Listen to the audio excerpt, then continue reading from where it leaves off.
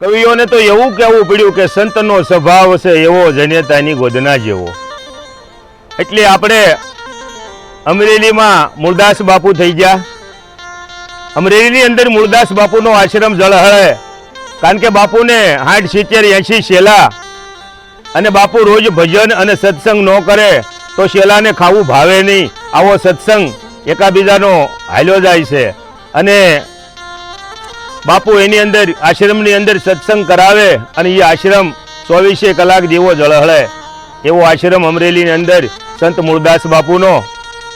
એમાં એક દિવસનો સમય છે, અને જે આથમમાં જાય ત્યાં એક 18, 19, 20 વર્ષની દીકરી ત્યાં કૂવો છે એને કાંઠે આવી અને એ પડવાની તૈયારી કરે, એટલે મૂળદાસ બાપુ એમ કહે છે કે દીકરી તું શું કરશો?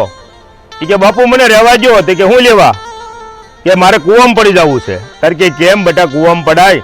આ મનુષ્ય જીવન એક જ વાર મળે છે બેટા, પછી બીજી વખત મળતો નથી, તો કૂવામાં ન પડાય। કે ના ના બાપુ, તાર કે તો એ કે મારીથી નથી જીવાય એમ।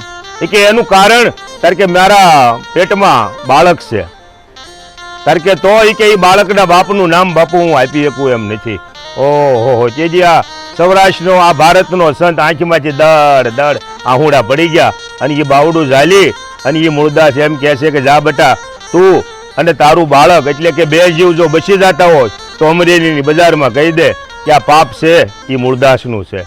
કે બાપુ તમને કાલે અમરેલી નહીં જીવવા દે, કે ભલે ન જીવવા દે, એ પરવા તું છોડી દે। સાધુએ જીવવાની અને મરવાની પરવા કાર્ય કરી જ નથી, કારણ કે એને ગાંઠ વળી ગઈ છે, અને આપણને ગાંઠ વળતી નથી।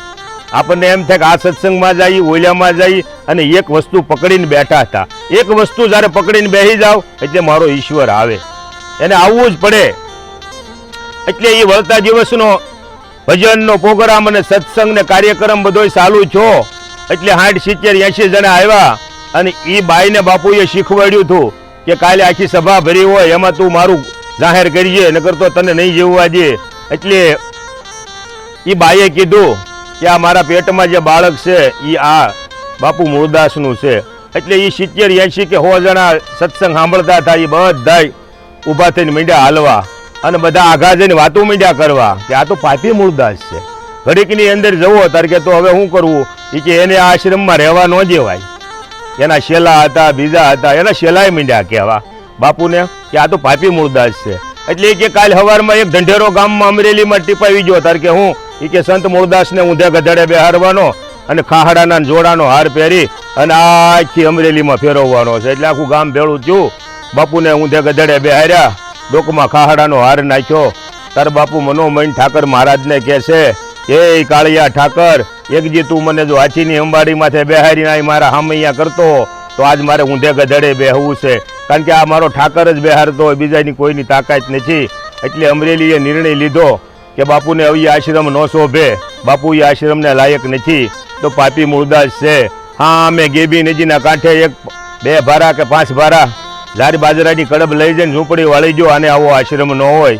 એટલે એ થોડાક દિવસ ત્યાં મૂળદાસ બાપુ ગેબી નદીના કાંઠે રહ્યા, અને પછી એક દી રાતે એને હુતા હુતા વસાર આવ્યો કે હવે તો મને અમરેલી તો નહીં સમજે, પણ લેને હું જામનગર વગો મંડું હાલવા, કારણ કે જામનરેશ હતા એ મૂળદાસ બાપુના શિષ્ય હતા।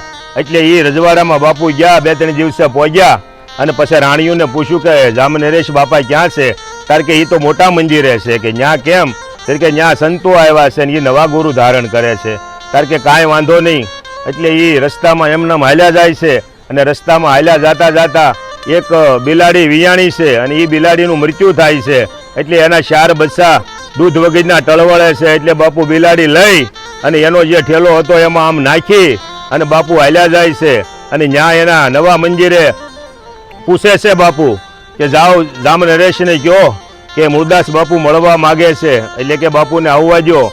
એટલે ઓલા જે નવા ગુરુ ધારણ થતા થાય નવા સંતોની મોયરામ બિલાડી મૂકે છે કે આના બચ્ચા દૂધ વિનાના છે ભાઈ, આને જીવતી કરો, આ ઘડીક પહેલા મરી ગઈ છે, જાજો ટાઈમ નથી। તાર કે તો એ કે આને જીવતી કરો। એટલે એ ઓલા બાવા ખડ દાંત કાઢે છે કે એ કાંઈ થોડી મરી ગયેલા જીવતા થાય, આ સટકી ગયું લાગે એ કે મૂળદાસને।